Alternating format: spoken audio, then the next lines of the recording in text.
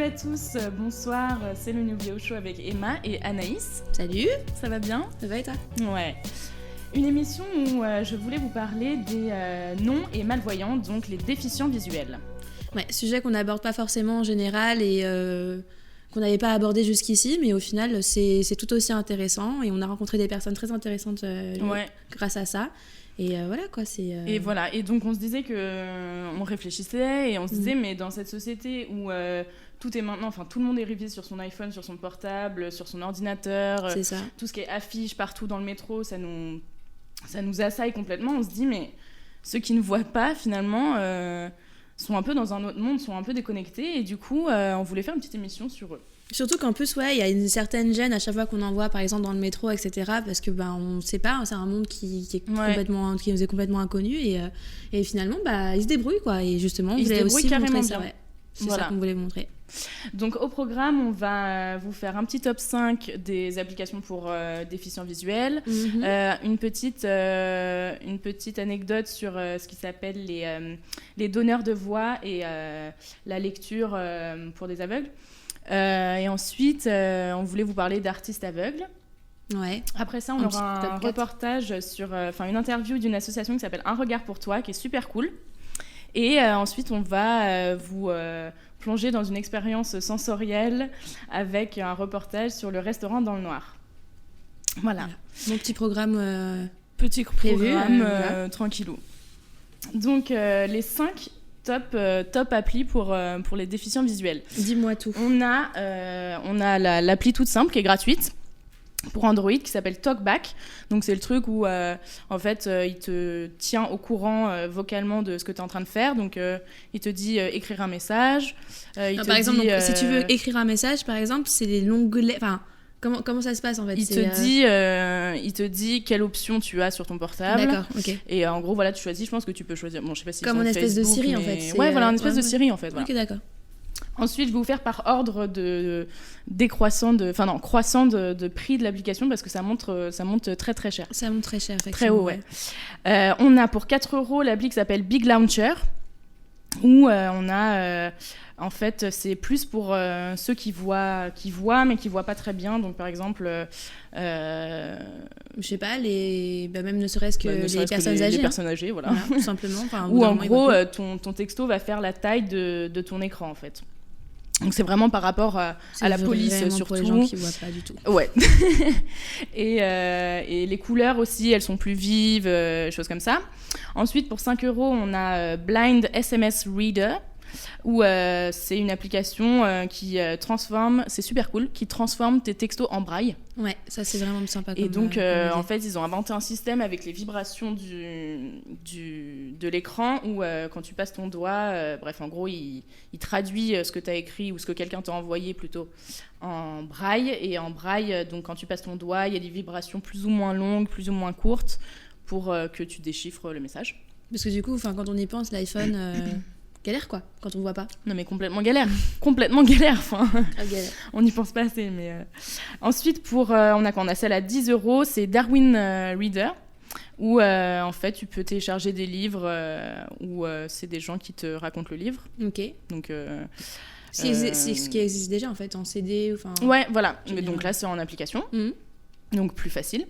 Et la majorité est en anglais, mais tu peux en trouver en français aussi. Ok. Et l'application, le top du top, elle est à, attention, 74 €. Voilà. 74 €, et là, t'as tout. Enfin, ils te disent tout à l'oral. Voilà, c'est hyper simple. Et il y a même le truc en braille aussi, alors. Et non, t'as pas le truc en braille, mais t'as toutes les applications. Je sais pas exactement, je l'ai pas utilisé. Donc c'est 74 € plus 5 balles l'application quand tu veux mettre le truc en braille. En gros, t'en as pour 100 balles pour écrire un message, quoi. Ah, super. Voilà. Et donc le truc dont je voulais parler aussi, c'est d'ailleurs en fait je suis en train de me dire que y a pas, enfin j'ai vu sur internet qu'il y avait pas beaucoup d'applications pour tout ce qui est mobilité, transport en commun, etc. Il y en a mais pas beaucoup. Il y a pas mal de... Comment ça, pour les aider à se déplacer ? Ouais, pour qu'ils te disent oralement faites le changement du RERB au RERA, machin, tu vois. Ouais, ok. Ça n'existe pas énormément et du coup c'est un truc à développer si tu connais des développeurs d'applications, si toi un jour tu trouves pas de travail, tu sais que tu peux faire ça. C'est ça. Voilà. Et pas l'air déprimé comme ça, tu vas trouver du travail, Anaïs. J'avoue, ça vous a un peu déprimé, effectivement, oui. Et donc, autre chose dont je voulais vous parler, ça s'appelle les bibliothèques sonores. Et en gros, c'est une bibliothèque comme une autre, sauf qu'elle est un peu particulière puisqu'elle est à nouveau pour les déficients visuels. Et il y en a à peu près 1 ou 2 par département dans toute la France. Il y en a à peu près 120, il me semble.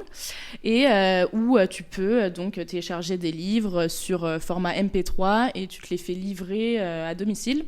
D'accord, donc sur différents supports. Pas, en fait. Voilà, donc ils se déplacent pas. Ils n'ont pas à se déplacer. Donc ils reçoivent par la poste un CD, une clé USB, une carte SD, où ils ont leur fichier MP3 à écouter. Et en fait, ce qui est cool, c'est que tu as des livres... n'importe quel sujet en fait, vraiment du livre le plus classique au plus contemporain. Donc ça va aussi pour les étudiants par exemple, ils peuvent trouver leur bonheur dedans. Ok. Et à Paris de l'Odyssée d'Homère à Marc Lévy quoi, tu vois, genre... en passant par J.K. Rowling et Twilight. Comment elle s'appelle? J'ai pensé à elle et non, je pensais d'abord à Stéphanie Meyer. Stéphanie Meyer. Et 50 nuances degrés, c'est elle. Voilà. C'était elle. Voilà. Je sais pas. Et voilà, on peut trouver tout ça. Voilà. Et ce qui est cool, c'est que donc on peut devenir bénévole, c'est bénévole, hein, c'est pas payé. Ouais. Et ce qui est cool, c'est que tu as une petite formation, donc à la fois technique, parce que c'est tout un truc quand même, il faut savoir mener leur logiciel, je sais pas quoi. Et tu as aussi une formation plus pratique sur comment placer ta voix, etc., qui peut servir dans la vie de tous les jours aussi, en fait, tu vois. Et ce qui est sympa, c'est que tu peux choisir quel livre tu vas lire. Comment ça? Si tu décides d'être bénévole chez eux, tu peux choisir quel livre tu vas lire. D'accord, ok, donc quel livre tu veux lire en fait, c'est ça? Ouais, ok, d'accord. Non, quel livre tu vas lire toi? Ouais, d'accord, ok. Quel livre tu vas enregistrer pour un déficient visuel? Faut avoir une belle voix quoi, en fait. Ouais, faut avoir genre ma voix belle passerait pas quoi. La tienne un peu plus, mais la mienne elle passerait pas du tout en fait. Bah après ça dépend, je pense que si t'es passionné dans ce que tu lis, genre tu aurais une voix un peu plus cool, tu vois. Je sais pas trop. Non. J'ai une petite voix de canard quand même, donc ça passe pas trop. Pas top quoi. Qui à Niveau Show pourrait faire ça? Qui à Niveau Tommy Boff. Tommy, non. Horrible. Une voix nasillarde un peu, il parle comme ça.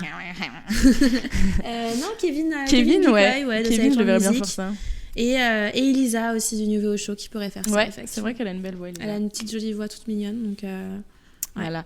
Et il y a quoi aussi? Il y a un prix national en rapport avec les bibliothèques sonores là. Il y a un prix national de l'audiolectrice. Oh, trop bien. Et donc ils choisissent 5 audiolectrices. Ouais. Et voilà, t'as des juges qui sont des audiolecteurs. Non, qui sont des audios. Des audios. Les gens qui écoutent. Les gens qui écoutent quoi. Et en gros, voilà, ils choisissent, etc. Donc t'as un petit prix, machin, c'est cool. Ok. Voilà. Bien. Et du coup, tu voulais me faire une petite mini-culture ou pas? Alors en fait, on n'aura pas vraiment de mini-culture parce que ça a été super compliqué de trouver un sujet un peu en parallèle. Ouais. Et qu'en fait, on avait trouvé pas mal de trucs, mais en fait, c'était en 2013, en 2012 ou en 2015. Parce qu'il y a quand même pas mal de musées, etc., qui essayent de mettre en place, notamment la Fondation Louis Vuitton qui avait fait ça aux enchères à l'aveugle, par exemple, ça aurait pu coller par rapport au sujet. Et il y avait aussi la MAC de Créteil. La médiathèque des... Non, la Maison des Arts. La Maison des Arts de Créteil, voilà, donc la MAC, qui avait fait aussi une exposition justement pour les malvoyants, mais voilà, c'était l'année dernière, et voilà, autant, enfin, sachant qu'on n'a pas d'image à vous montrer, etc., c'est pas forcément non plus très sympa pour vous. Du coup, on s'est dit qu'on pourrait peut-être vous parler des artistes célèbres aveugles qu'on connaît, et qui, pour vous montrer que finalement, merde, on peut y arriver, quoi. Totalement. On peut y arriver. C'est une émission positive en fait sur les déficients visuels. Ouais, voilà, c'est ça. C'est qu'on arrêter d'avoir des préjugés et de croire qu'ils ne s'en sortent pas finalement. C'est un handicap, c'est clair, mais il y a plein de solutions qui font qu'ils vivent très bien et, exactement, et certains deviennent même des génies de la musique. Style Ray Charles. Voilà, tout le monde le connaît. On va avoir une séquence un peu badante, mais si vous avez vu le film Ray avec Jamie Foxx, ou au moment où en fait l'enfant il apprend qu'il est, où il comprend et il apprend qu'il devient aveugle, Juste horrible. C'est vraiment non, la pire vraiment scène, juste horrible. Ouais. Bon, en fait, c'est la pire scène, mais après, on se rend compte que dès son plus jeune âge, du coup, sa mère lui a appris à se débrouiller tout seul, etc. Donc voilà, donc je trouve que c'est aussi une scène un peu positive par rapport à ça, parce que voilà. C'est des gens hyper indépendants, finalement. Ouais, exactement. Donc il y a Ray Charles, qu'on aime beaucoup. Il y a Stevie Wonder aussi. On y avait pensé à Stevie Wonder, et il y en avait un peu spécial dont moi j'étais pas du tout au courant, et toi non plus. Ah oui, crois. Oui, alors lui il se fait appeler Apple Diap. Mais je crois que vous savez qui c'est l'un des mecs dans Black Eyed Peas en fait. Enfin, dans l'ancien groupe, parce que je crois qu'ils ont carrément rompu. Oui, c'est fini, là. C'est fini, Ouais. je crois que c'est fini.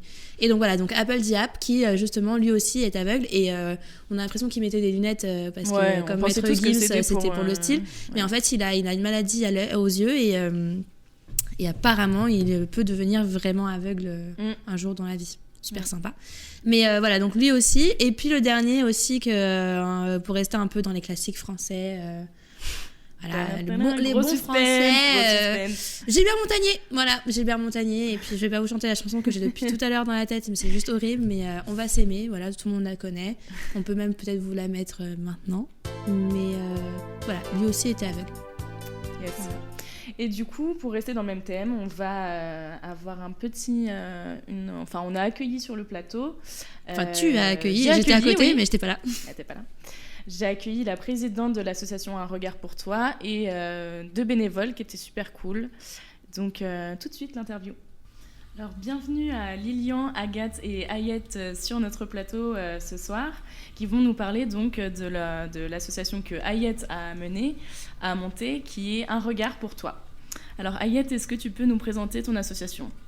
Alors, bonjour déjà. Donc, Un Regard pour Toi, c'est une association qui a pour but de conseiller et d'accompagner les déficients visuels dans leurs achats vestimentaires. D'accord. Très beau projet. Alors, comment est-ce que l'idée vous est venue ? Alors, moi-même, étant malvoyante, j'ai pu constater qu'il est difficile, déjà quand on ne voit pas, d'associer les couleurs, de trouver des vêtements qui correspondent à sa morphologie, et tout simplement d'aller faire les boutiques. Quand on rentre dans un magasin, c'est pas évident. On demande forcément au vendeur, qui n'a pas forcément le temps nécessaire pour pouvoir nous expliquer un petit peu le contenu du magasin. Alors qu'avec le bénévole, le bénévole, sa mission, c'est de nous expliquer les couleurs, les tendances actuelles, et de vraiment qu'on puisse faire aussi du lèche-vitrine, parce qu'il n'y a pas d'obligation d'achat. D'accord. Et ça nous donne aussi une liberté et une autonomie vis-à-vis de nos proches, notamment. Oui, d'accord, parce que c'est assez contraignant parfois pour les proches de devoir... surtout peut-être pour le déficient visuel qui doit se sentir un peu dépendant de ses proches pour son apparence physique. C'est ça, alors je dirais peut-être pas contraignant, mais c'est-à-dire que les proches le font, on va dire peut-être par devoir, je ne sais pas, et je généralise pas encore, mais du coup ça permet aussi à la personne déficiente visuelle d'être libre aussi par rapport à son style vestimentaire. Absolument, oui. Ok. Et du coup, vous engagez des bénévoles ? C'est ça, voilà, ce sont des bénévoles, des conseillers shopping. Ok. Donc, par exemple, on a Lilian. Bonjour. Donc, vas-y, tu peux te présenter. Alors, moi, donc, je m'appelle Lilian, j'ai 22 ans et j'espère intégrer l'École nationale des sous-officiers de l'armée de terre en juin. Ok. Voilà. Et donc, je suis conseiller shopping depuis décembre dans l'association qu'a créée Ayette. D'accord. Et toi, Agathe ? Alors moi, je m'appelle Agathe, j'ai 22 ans aussi. Je suis étudiante en histoire et je suis aussi bénévole dans l'association depuis fin 2015, novembre. D'accord. Alors, comment est-ce que ça se passe, les missions que vous avez avec les adhérents ? Est-ce que vous... Agathe, par exemple, tu t'occupes d'un adhérent ? Non, en fait, c'est les adhérents qui font leur demande de séance shopping auprès d'Ayette, qui gère tous les rendez-vous. Et il lui explique ce qu'il recherche. Et Ayette, en fonction du profil, de ce que la personne a dit qu'elle cherchait, lui affecte un bénévole. Et donc là, le rendez-vous est pris, mais donc potentiellement, on change d'adhérent à chaque fois. Ok, d'accord. Et par exemple, on va vous demander quoi ? Par exemple, je cherche un jean ou je cherche un pull Voilà, je cherche une robe pour l'hiver, je cherche... Enfin voilà, ça peut être... ça va du très précis à... je cherche une tenue dans laquelle je me sens à l'aise. Ok. Ça recouvre tout un tas de possibilités. Ok, d'accord. Et vous avez eu combien d'expériences à peu près jusqu'ici ? Pas beaucoup, quelques-unes, vraiment. J'ai commencé il n'y a pas longtemps. Ouais. Ça s'est bien passé, toujours enfin, vous avez réussi à bien vous entendre, à trouver ce que la personne voulait, etc. Ça s'est très bien passé avec les adhérents. J'ai pas toujours trouvé exactement ce que les personnes recherchaient. Ouais. Mais je pense que c'est toujours agréable, même si on trouve pas exactement ce qu'on voulait, d'avoir une idée de ce qui se fait plus, pour pouvoir avoir une séance shopping un peu plus fructueuse la prochaine fois. Ouais, ok. Et toi, Lilian, du coup, tu as que des hommes ou tu as des femmes aussi ? Ça se passe comment ? Non, jusque-là, j'ai eu que des femmes. Ok. Voilà, donc en fait, non, ce que j'ai précisé à Ayette, parce qu'Ayette nous demande plutôt vers quel profil on pourrait être intéressé ou quel profil plutôt on sent de conseiller, parce que le but, encore une fois, c'est d'apporter un bon conseil. Donc, par exemple, il y a des gens qui ne sont pas du tout à l'aise avec les femmes, pour conseiller des femmes physiquement, et d'autres, ça va être plus les hommes qui vont leur poser problème. Donc, moi, j'ai eu que des femmes, mais je peux faire les deux. C'est parce que j'ai un passé de vendeur, donc je peux faire plutôt les deux. Voilà. Oui, forcément, ça sert. Voilà, c'est plus facile. Ok, du coup, c'est des séances de combien de temps à peu près en général ? C'est une demi-journée. Une demi-journée, ouais. Voilà, en fait, il n'y a pas d'heure, de volume horaire précis. C'est-à-dire que si on accorde notre temps à la personne, quand c'est fini, c'est fini. Voilà, nous, il faut que le bénévole prévoie sa demi-journée pour être vraiment libre et pouvoir trouver ce que la personne cherche. Ok. Et du coup, à Ayette, il y a à peu près combien de bénévoles, combien d'adhérents dans l'association ? Alors aujourd'hui, on compte environ 75 adhérents et à peu près une trentaine de bénévoles, donc après un an d'existence, 1 an et demi. Ok, bah c'est super, hein. C'est vachement bien pour une nouvelle assoce. C'est cool. C'est vrai que voilà, les bénévoles qui nous rejoignent ont un vrai potentiel parce qu'on reste aussi sélectif dans le choix de nos bénévoles parce qu'on recherche tout d'abord du qualitatif.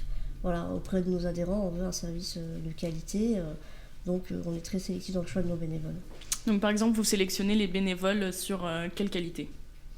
Alors, ils doivent forcément, les bénévoles, ils aiment le shopping, ça c'est la qualité première. Et puis après, il y a aussi la patience. Voilà, c'est de la patience pour deux, parce que c'est pas le shopping pour eux, mais c'est pour conseiller quelqu'un d'autre, donc c'est pas la même démarche, pas la même approche non plus. Et puis humainement aussi ouvert d'esprit. Voilà, ils sont pas là aussi pour imposer leur goût et leur choix. Donc après tout dépend, on a vraiment tous différents profils dans les bénévoles, ce qui nous permet de répondre à des profils adhérents différents. Oui. Voilà, comme je disais, pour compléter un peu ce que disaient les bénévoles tout à l'heure, c'est que notre rôle aussi, c'est de matcher les binômes. C'est-à-dire que quand un adhérent nous formule une demande, c'est de lui trouver le bénévole qui lui correspond en fait. D'accord. Voilà, en fonction de ce qu'il recherche, du style, etc. Après, une fois que les séances sont réalisées, soit on trouve ou on ne trouve pas, mais après ça dépend pas forcément du bénévole ou de l'adhérent, c'est aussi ce qu'on ne trouve pas en boutique, quoi. Voilà, c'est ça aussi, parfois on trouve pas. Ouais. Comme elle le disait Agathe, il n'y a pas d'obligation d'achat. Ouais. D'accord. Et du coup, ce que vous me disiez tout à l'heure, c'est que vous êtes en fait la seule association qui propose ça, en fait. Voilà, qui effectivement. Propose ce type de service. Pour l'instant, voilà, on est sur un créneau disponible et on est les seuls en France à proposer cette alternative, finalement, de faire son shopping de façon, comme je disais, autonome et puis d'être conseillé par des bénévoles qui n'ont aucun intérêt, qui sont neutres, d'avoir un petit peu un regard neutre, quoi. Voilà. Et c'est seulement sur Paris ou est-ce que vous vous déplacez par exemple les bénévoles ou vous faites ça où généralement ? C'est sur toute l'île de France en fait. D'accord. Donc c'est pour ça aussi ce qui permet à Ayette de faire une présélection. Par exemple, voilà, y a des fois c'est plus pratique de matcher certains binômes que d'autres. Oui, forcément. Ouais. Et majoritairement vous êtes dans Paris ou vous avez bougé vu qu'il y a beaucoup de zones commerciales à Paris, généralement on va quand même à Paris. Okay. C'est les endroits les plus faciles d'accès pour tout le monde. Du coup, oui, voilà, je me disais peut-être plutôt les centres commerciaux que rue de Rivoli, quoi. Ça dépend. On peut avoir des demandes de personnes qui nous demandent à pas aller dans des centres commerciaux qui préfèreront justement des rues piétonnes. Voilà, les demandes sont vraiment variées. Ça peut être pas mal, ouais. Voilà, par exemple, Agathe, tu avais emmené une adhérente, elle n'aimait pas les centres commerciaux, par exemple. Voilà, et donc nous, on avait été du côté de Saint-Lazare faire toutes les rues autour. Ouais, c'est ça. Du coup, voilà, ça demande juste un tout petit peu de reconnaissance en amont pour bien localiser quel magasin et où, pour éviter de faire affaire à la personne des kilomètres autour de la gare. Oui, parce que justement, aussi en amont, on prépare la séance shopping. Donc ils vont l'expliquer, les bénévoles, comment... D'accord, il y a une phase de préparation. C'est ça. Voilà. C'est-à-dire qu'on reçoit un mail d'Ayet qui nous demande déjà si on est disponible pour le jour en question. Et après, c'est des informations un peu plus détaillées sur ce que l'adhérent recherche. D'accord. Et si il a soit un style particulier, soit des magasins qu'il a l'habitude de fréquenter.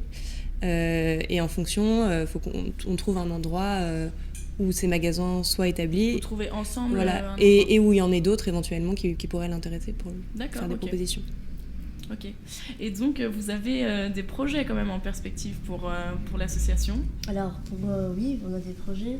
Alors, juste pour précision, en fait, nous, on est présents sur Paris-Île-de-France et on a aussi une antenne sur Montpellier. D'accord. Donc, on est en train de développer progressivement parce que l'objectif, c'est de s'étendre sur tout le territoire national, parce que ça répond à un réel besoin. Et le projet, là, on va lancer une nouvelle activité, donc en complément, parce qu'on fait aussi du tri de dressing. Oui, il y a ça aussi, exact. Voilà, on accompagne aussi les adhérents chez eux pour les aider un petit peu à trier leurs vêtements. C'est pas évident quand on voit pas de voir s'il y a des trous, si les couleurs sont un petit peu... Voilà, au niveau des couleurs, après lavage, est-ce qu'elles se décolorent un petit peu, s'il y a des taches, etc. C'est pas évident. Donc, et puis si c'est démodé ou pas, ce qu'ils portent. Voilà, vous êtes déjà allé chez des adhérents, vous ? Pas personnellement, non. Moi, j'ai pas eu l'occasion. Moi non plus. D'accord, ça ne saurait tarder. Ça ne saurait tarder, ouais. Effectivement, donc, et en plus de cette activité, donc le tri dressing et le shopping, on va proposer de l'aménagement et la décoration d'intérieur. D'accord. Super. Et du coup, à nouveau, une sélection un peu particulière pour les bénévoles ou Alors, on a déjà donc les bénévoles qui sont déjà dans l'association, qui sont intéressés par cette activité. Donc on a déjà un groupe qui s'est constitué et effectivement on va rechercher des bénévoles qui ont le profil pour pouvoir conseiller les adhérents dans leur choix, notamment des couleurs, comment aménager par rapport à l'agencement, pour que ce soit à la fois esthétique mais fonctionnel. Parce que pour un non-voyant, il faut savoir que chaque objet a son emplacement et donc ça demande une rigueur, quoi. Quand on ne voit pas, par rapport à un voyant, on ne peut pas jeter un coup d'œil dans la pièce pour voir où est son téléphone portable. Donc, oui, c'est sûr. Voilà, ça demande un petit peu plus d'être structuré. Oui, ok, très beau projet en tout cas. Écoutez, merci beaucoup d'être venu ici sur le plateau à Clichy et bonne continuation pour la suite de votre association. À bientôt. Je serai sûrement parmi vous bientôt en tant que bénévole parce que ça m'intéresse vraiment beaucoup. Avec plaisir. Juste si je peux me permettre, Eva, je voudrais juste remercier aussi, j'en profite, les bénévoles présents aujourd'hui, Lilian et Agathe, qui représentent l'ensemble des conseillers shopping, et puis nos premiers adhérents, pour leur confiance qu'ils nous accordent. Grâce à tout ce petit monde, notre association elle prend de l'ampleur et c'est super. Ok, super. Merci beaucoup en tout cas. Et merci à bientôt. À bientôt. Merci. Donc nous sommes devant le restaurant Dans le Noir et on va tester pour vous une expérience inédite dans un restaurant où on peut manger complètement dans le noir. Venez, ça va être marrant. Alors là, on est dans une pièce complètement noire. On ne sait pas où on va.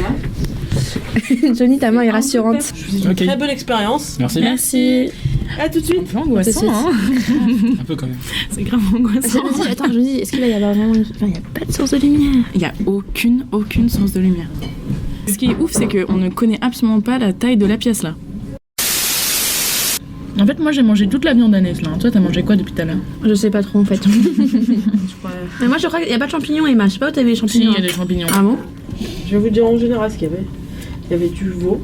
Ouais. Nouveau. Voilà. Ça c'était trop bon. Le gros truc que vous avez aimé, Anaïs, c'est un grand navet qui s'appelle un navet daikon. Attends, mais j'ai pas goûté moi ça. Elle a mangé en fait. Je crois qu'elle a mangé. Elle a tout fini. Il y avait effectivement du risotto avec des champignons. Ok. D'accord. Et l'huile de truffe. Ah, c'était ça ce goût. J'arrivais pas à trouver ce que c'était. Mais c'est là que tu vois que l'aspect, je suis sûre que ça compte grave. Ouais, c'est ouf. En tout cas, quand vous allez sortir, vous allez voir la photo, l'image. Ça va être trop bizarre parce que là, on a une image en tête. Ouais. Est-ce que justement vous avez tendance à manger avec vos yeux? Est-ce que c'est le cas dans ce cas de figure? Non, mais totalement. Bah ouais. Et puis vous venez ici, vous vous mettez un petit peu à notre place. Donc, ouais, voilà. C'est ça c'est aussi. un petit peu une sensibilisation un petit peu à notre handicap. Bah carrément. Du coup, moi aussi, je vais me servir de l'eau. C'est où le goulot? C'est là. Il faut mettre le doigt pour ne pas déborder. dès que ça touche votre doigt, vous arrêtez. Même, ouais, voilà. Enfin, même avant ça, c'est parce que c'est un... Ouais, parce que des fois, c'est la fraîcheur aussi. Des fois, il y a l'histoire. Nous, les plus expérimentés, on fait ça au poids. J'avais de la nourriture dedans. Oh non, c'est super. Non, c'est vraiment cool. Franchement, c'est une expérience à faire. Ok, cool. Ouais, franchement, trop cool. C'est une super idée d'avoir fait ça. Franchement. Ouais, c'est une trop bonne idée. Ouais, bah oui. Non, vraiment, fallait y penser. Alors on est avec Mohand, qui est serveur au restaurant dans le Noir. Ça va bien, Mohand? Ça va, bien sûr. Super. Depuis quand est-ce que tu travailles ici? Alors moi je travaille ici depuis 2008, donc ça va faire le temps au mois de mars. Et du coup, est-ce que tu peux me parler un peu de différentes réactions que tu as vues en 8 ans des voyants qui viennent manger ici? La plupart du temps, c'est quoi? La plupart du temps, les gens sont surpris parce qu'on les plonge dans le noir le plus complet, hein, donc il n'y a aucune source de lumière, même pas une aiguille de montre par exemple. Donc les gens sont très surpris et ils vivent c'est une expérience qu'ils vivent. Donc c'est un restaurant où on vient manger, mais c'est plus que manger, c'est vivre une expérience qui est sensorielle, culinaire, humaine, parce que les gens parlent avec d'autres personnes, comme ils sont assis les uns à côté des autres. Donc, oui, c'est vraiment une expérience sensorielle complète. Pas seulement sensorielle, aussi humaine, parce que vu la disposition de la salle, les gens sont assis les uns à côté des autres. Et comme il n'y a pas le regard, le style vestimentaire, la classe sociale, donc toutes ces barrières tombent et les gens peuvent parler les uns avec les autres. Donc, plus qu'une expérience sensorielle, c'est aussi une expérience humaine. Et là, on inverse un peu les rôles. C'est ça. Dans la vie quotidienne, c'est moi qui ai besoin de vous pour traverser ou pour trouver le long d'une rue. Là, c'est le contraire. Le rôle s'inverse et c'est moi qui aide et qui vous aide, vous qui êtes censé voir. Est-ce que vous avez un message à faire passer aux voyants? Attention à la marche. Non, aux voyants, ce qu'on peut leur dire, c'est venez faire l'expérience, vous allez vous découvrir. Ouais. Plus que essayer de vous mettre dans la peau des aveugles, ce qui on peut le faire, mais voilà, c'est assez accessoire. Mais surtout, c'est que les gens vont se découvrir, ils vont découvrir des choses en eux, et ça sera une expérience personnelle. Et si on vient à plusieurs, on la vit encore mieux. Super. Merci beaucoup, bonne continuation. Au plaisir. À bientôt. Au revoir. Merci beaucoup à la serveuse Rada, à Mohand et à toute l'équipe du restaurant dans le Noir de nous avoir accueillis. C'était une expérience incroyable. Et si vous y allez, essayez de manger quand même, de goûter le plat, pas comme notre technicien préféré Johnny, qui a pas trop joué le jeu malheureusement. Bref. Abonnez-vous à la chaîne YouTube. Oh mon Dieu, je suis désolée.